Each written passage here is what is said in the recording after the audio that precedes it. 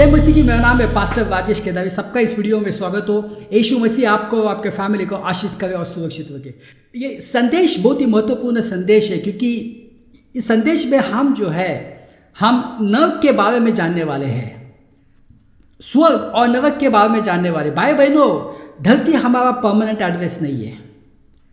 जिसको लगता है धरती परमानेंट एड्रेस है, वो गलत बात है। हमारा परमानेंट एड्रेस स्वर्ग में होगा या तो नरक में होगा। मगर बाइबल कहती है, यीशु मसीह चाहते कि हम सब जन स्वर्ग में जाए। मगर हम यदि शैतान के अनुसार हम चलना चाहते हैं, शैतान की बातें करना चाहते हैं, तो फिर हमको नरक ही जाना पड़ेगा। तो भाइयों बहनों, ये यीशु मसीह ने क्रूस के ऊपर लहू बहाया और उस लहू से हमारे सब पापों की क्षमा हो गई है। अतीत के पाप, भविष्य के पाप, वर्तमान के पाप, सब पापों की क्षमा हो गई है। और यीशु मसीह का जब पुनरुत्थान हुआ तो उसके बाद इस धरती के ऊपर बहुत कुछ बदल गया, बहुत चीजें बदली है। यानी क्रूस से पहले और क्रूस के बाद बहुत सारी चीजें इस धरती के ऊपर बदल गई है। इंसान बदल गया है, इंसान का भविष्य बदल गया है। तो यही आज हम देखने वाले हैं, क्योंकि क्रूस के पहले कुछ घटनाएं अलग होती थी। तो ये हेदिस जो है, ये क्या है, शियोल, ये सब क्या है और उसमें कौन जाते थे। अभी पुनरुत्थान के बाद क्या ये जो जगह है हेदिस और शियोल, क्या ये जगह है, ये आज हम देखने वाले हैं। उसके लिए हमें जाना पड़ेगा लूका अध्याय 16, 19 से 31। अब देखो, एक व्यक्ति था जो बहुत धनी था। वो बैगनी रंग के उत्तम मलमल के वस्त्र पहनता था और हर दिन विलासिता के जीवन का आनंद लेता था।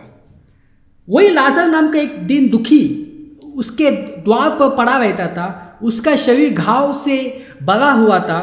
उस धनी पुरुष की जुटुन से ही वह अपना पेट भरने को तरसता रहता था, यहाँ तक कि कुत्ते भी आते उसके घाव को चाट जाते। और फिर ऐसा हुआ कि वह दिनहीन व्यक्ति मर गया। स्वर्गदूतों ने जाकर इसे अब्राहम की गोद में बिठा दिया। फिर वह धनी पुरुष भी मर गया, उसे दफना दिया गया। नरक में तड़पते हुए उसने जब आंखें उठाकर देखा तो इब्राहिम उसके बहुत दूर दिखाई दिया। फिर उसने लाजर को उसकी गोद में देखा। तब उसने पुकार कर कहा, पिता इब्राहिम, मुझ पर दया कर और लाजर को भेज कि वह पानी में अपनी उंगली डुबोकर मेरी जीभ ठंडी कर दे, क्योंकि मैं इस आग में तड़प रहा हूँ। किंतु इब्राहिम ने कहा, हे मेरे पुत्र, याद रख, तूने तेरे जीवन काल में अपनी अच्छी वस्तुएं पाली, जबकि लाजर को बुरी वस्तु ही मिली। सो अब वो यहाँ आनंद भोग रहा है और तू यातना। और इस सब कुछ के अतिरिक्त हमारे और तुम्हारे बीच में बड़ी खाई डाल दी गई है, ताकि यहाँ से यदि कोई तेरे पास जाना चाहे वह जा नहीं सके और वहाँ से कोई यहाँ आ न सके। तो भाई बहनों, क्या था यहाँ पे दो, ये जो है ये सच्ची घटनाएं हैं। यहाँ पे दो इंसान के बारे में बताया। एक तो था अमीर आदमी और दूसरा था लाजर। लाजर एक भिखारी था, मगर वो विश्वासी था। लाजर क्यों स्वर्ग गया? लाजर इसलिए नहीं स्वर्ग गया कि वो गरीब था, मगर वो विश्वासी था, वो परमेश्वर के ऊपर विश्वास करता था, इसलिए वो स्वर्ग गया। और ये जो धनी था, धनी जो है वो नरक में चला गया। अभी वो नरक में क्यों गया? इसकी ये वजह नहीं कि वो बहुत ही जो है वो अमीर व्यक्ति था, नहीं। उसकी ये वजह है वो अपने जीवन में परमेश्वर को वो स्थान नहीं देता था और वो दूसरों की जो है वो मदद नहीं करता था। तो भाइयों बहनों, क्रूस के पहले जो विश्वासी होते थे वो जाते थे हेदिस में, जिसका दूसरा नाम है शियोल। अभी ये जो हेदिस जो है वो कहाँ पे है? वो धरती के निचले भाग में है। और उसके दो हिस्से थे। एक हिस्से का नाम जो है उसको कहा जाता है पैराडाइज, यानी स्वर्ग नहीं मगर पैराडाइज, स्वर्ग जैसा। और दूसरा जो हिस्सा है वो जो है वो नर्क है, नर्क जैसा। तो ये धरती के निचले बाजू में है।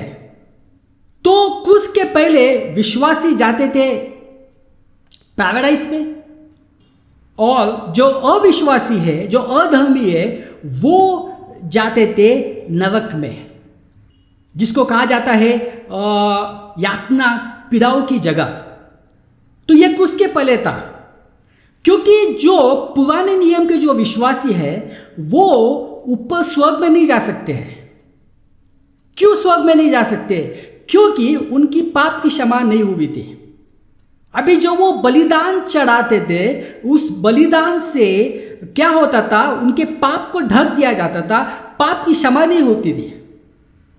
और सिर्फ यीशु मसीह के लहू से कोई स्वर्ग जा सकता है। सिर्फ यीशु मसीह के लहू से ही हमारे पापों की क्षमा हो सकती है।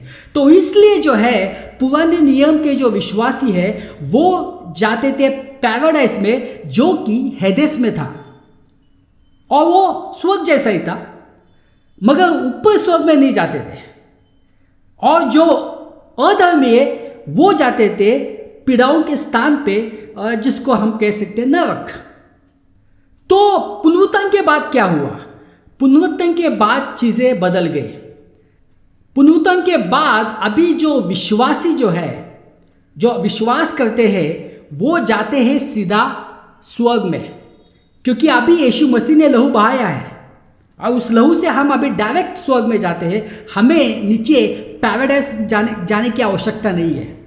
और जो अधर्मी है वो जाते हैं नीचे, वो उसी जगह जाते हैं जो हेदिस में है, नर्क में। जब यीशु मसीह का पुनरुत्थान हुआ, हमें सिर्फ लगता है कि वो शिष्यों से मिले, उसके बाद 40 दिन इस धरती पे रहे। ये सही बात है, मगर जैसे पुनरुत्थान हुआ, यीशु मसीह नीचे गए थे, और नीचे जाके वहाँ पे जो पैराडाइस था, जहाँ पे विश्वासी थे, उनको यीशु मसीह ने जो है शुभ संदेश बताया कि अभी जो है, अभी आपके स्वर्ग में जाने का रास्ता खुल गया है, आपके पाप की क्षमा हुई है। उसके बाद यीशु मसीह ने उनके आत्माओं को जो है वो स्वर्ग में लेके गए, और वहाँ से यीशु मसीह वापस धरती पे ऊपर आए।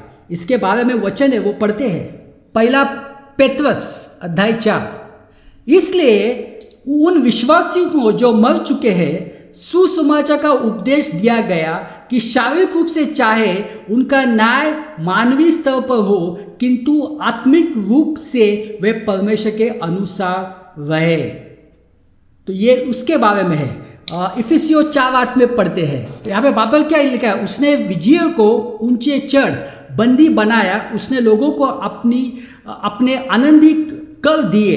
तो इस वचन से भी ये पता चलता है कि यीशु मसीह जो है वो पहले नीचे गए, नीचे जाके जो है जो वहाँ पे विश्वासी थे, और उसके बाद जो है उनको जो है वो स्वर्ग में लेके आए। तो जैसा मैंने कहा अभी जो हेदिस जो है, और हेदिस में जो पैराडाइस है वहाँ पे अभी कोई नहीं है, मगर जो हेदिस का जो हेल सेक्शन है वहाँ पे है। जो भी अविश्वासी पुराने नियम के और नए अभी जो है यीशु मसीह के बाद के, वो वहाँ पे ही है। तो ये जो है कब तक उस जगह पे रहेंगे?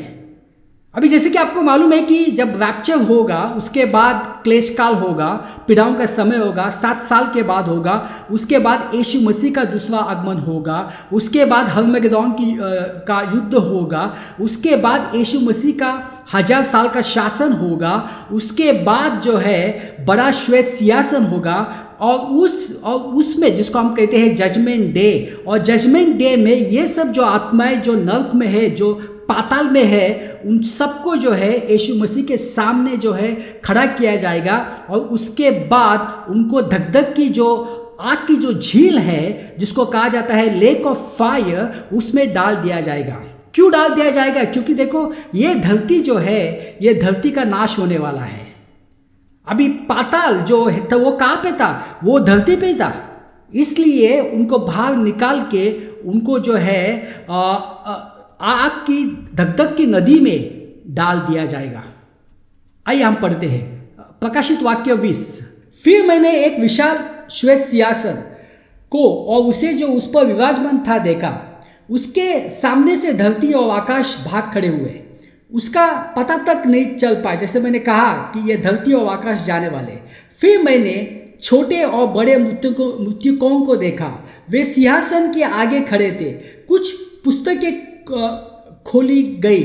फिर एक और पुस्तक खोली गई, यही जीवन की पुस्तक है। उन कर्मों के अनुसार जो पुस्तक में लिखे गए थे मृतकों को न्याय किया गया। प्रकाशित वाक्य 20:14। इसके बाद मृत्यु को पाताल की आग की झील में झोंक दिया गया। वह आग की झील ही दूसरी मृत्यु है। यदि किसी का नाम जीवन की पुस्तक में लिखा नहीं मिला तो उसे भी आग की झील में धकेल दिया गया। तो भाई बहनों, यहाँ पे क्या लिखा है? यहाँ पे लिखा है कि उनको जो है पाताल से निकाल के यीशु मसीह के सामने खड़ा किया जाएगा और उसके बाद उनको जो है वो आग की झील में झोंक दिया जाएगा। वहाँ पे उनको अनंत काल तड़पना होगा। वहाँ पे जो है वहाँ पे शैतान रहेगा, ईसा विरोधी रहेगा, झूठा नबी रहेगा और बहुत सारे जो है जिन्होंने विश्वास नहीं किया वो सब लोग वहाँ पे रहेंगे। अनंत काल तक उनको वहाँ पे तड़पना पड़ेगा। तो भाई बहनों, ये सब बातें हुई। क्रूस के पहले चीज़ें अलग थी, क्रूस के बाद चीज़ें अलग हो गई। आज हम जो है इस धरती से जाने के बाद यदि हम विश्वास करते हम डायरेक्ट स्वर्ग में जाएंगे। यदि विश्वास नहीं करते तो हमको भी उस पाताल में जाना पड़ेगा जहाँ पे नरक है। तो भाई बहनों, आपको जो है निर्णय लेना है कि आपको कहाँ पे जाने का है। कोई भी है आपको ज़बरदस्ती नहीं करने वाला है। यीशु मसीह कभी ज़बरदस्ती नहीं करता है। वो आपको निर्णय लेना है आपको कहाँ पे जाना है। आपको अनंत काल का जीवन स्वर्ग में बिताने का है या अनंत काल का जीवन नरक में बिताने का है। आइए हम प्रार्थना करते हैं। पिता परमेश्वर, धन्यवाद देते हैं यह समय के लिए। ये सब प्रार्थना यीशु मसीह के नाम से करता हूँ, आमीन।